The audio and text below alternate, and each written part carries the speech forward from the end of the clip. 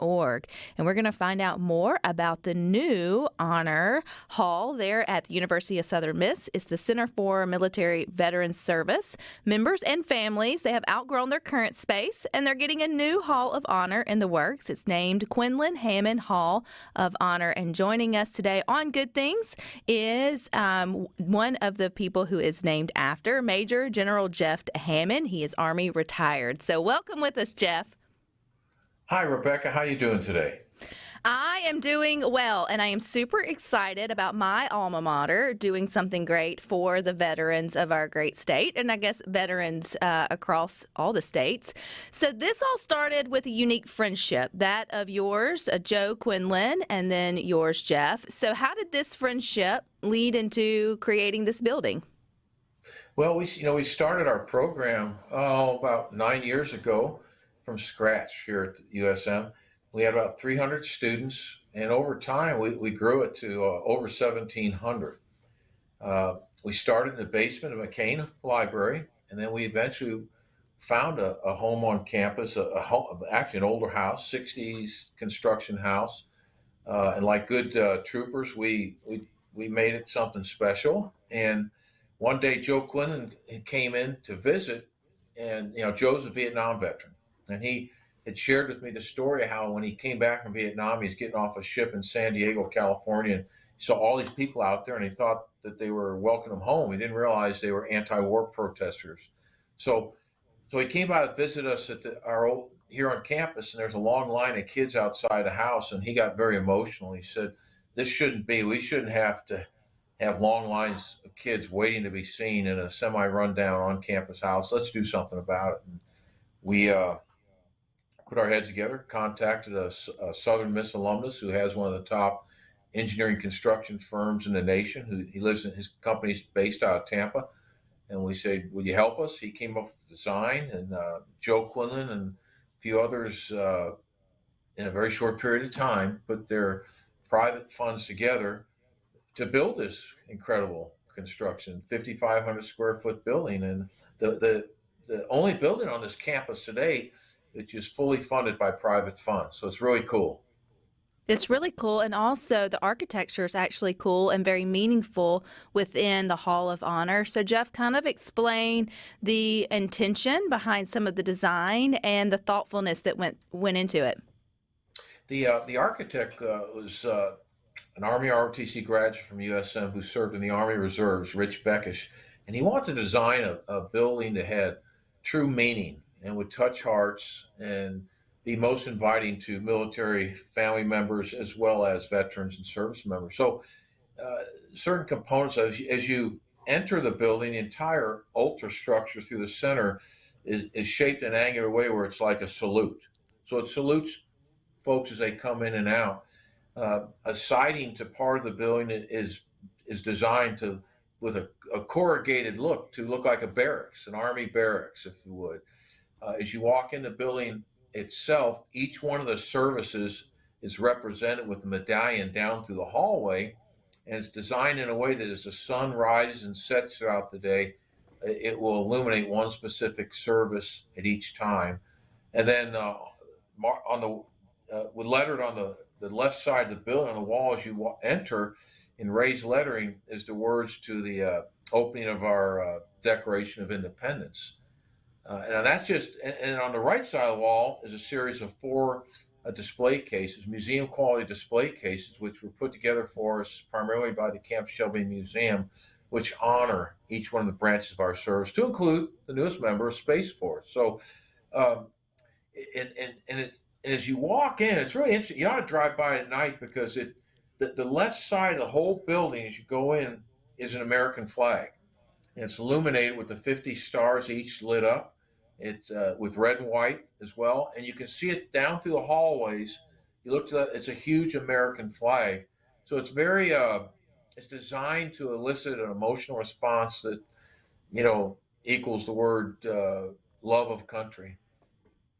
Which I think is something that all of our veterans feel and I definitely appreciate. I read or watched an interview, Jeff, where you said that the men and women who have served our country, they don't necessarily deserve it, they've earned it. right? They've earned a spot on the campus of USM to sort of call their own and to have all the resources and services under one roof for them to be able to continue their education. So share with us what you mean by that they've earned it. You know, the kids that are coming through our doors today, not just us, but all these universities that are calling themselves veterans, for the most part, they were youngsters that made a tough decision on 9/11. They raised their hand. They said, I'm going to go support and defend the Constitution of the United States of America. Now, so what? Well, can you imagine sitting in a classroom at 9/11 and a class of seniors, teachers saying, what are you going to do? And, you know, 1/3 say, I'm going to Ole Miss, I'm going to State, I'm going to Southern, I'm going to Jackson State, wherever. Then you got a few kids in the back immediately ready, I'm going to join the Army, Air Force, Navy, and Marines, or the Coast Guard. That's moral courage. That's moral courage before the age of 21. And sadly, many, many, many Americans never in an entire lifetime stand up with such moral courage. These are kids that stood up when caught, knowing full well at 9/11 they're going to go into harm's way. And so we can't do enough to honor, to love them, to appreciate them, and to give them opportunity. They've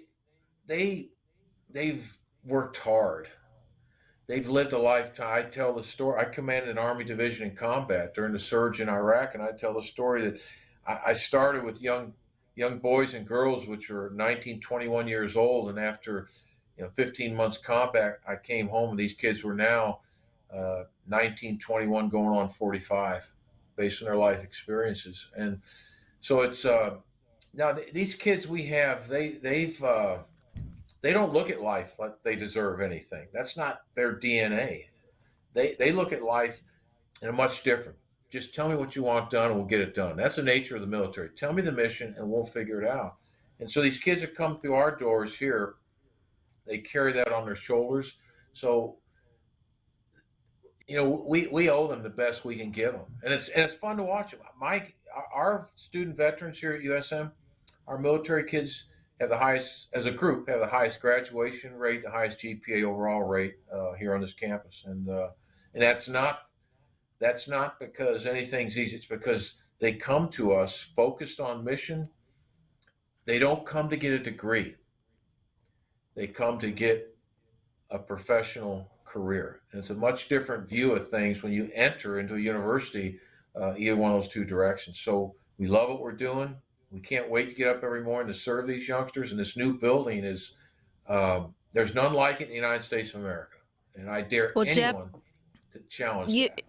You hit home at least for Rhino and I was that senior on 9/11. No, I did not choose to go into the military, but many of my friends and family members did. So when you talk about that generation that said, I'll go, those are my peers. So and then also my alma mater. So I definitely, that kind of hits home for me with the story that you shared. You also, there at the new Hall of Honor, are going to have a full-time VA counselor. Why is that so important for students who have served in the military? Well, these young people, not just young, but local community veterans that need access to VA health care need to be granted access to the shortest possible, quickest way there is. And there's a lot of log jams in that process throughout the state, throughout the nation. And we decided to shorten and make it a direct line. So Stacy Pickering gave us a veteran services officer, both on our coast campus and here in Hattiesburg. And that individual works out of our building.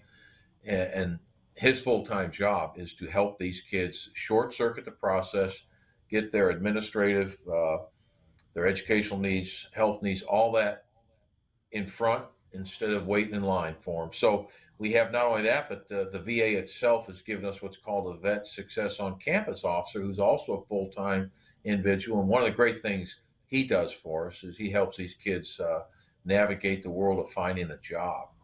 So we like to say that here at our campus, and we're the only ones in the state of Mississippi have a Vet Success on Campus officer. So we like to think you can come here into our building and you're going to walk out with an answer.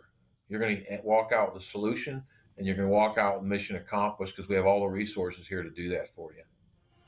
Well, I am super proud for USM. I'm happy for you guys that it's finally here and that our student veterans will get to take advantage of the opportunities. I appreciate your time, Jeff.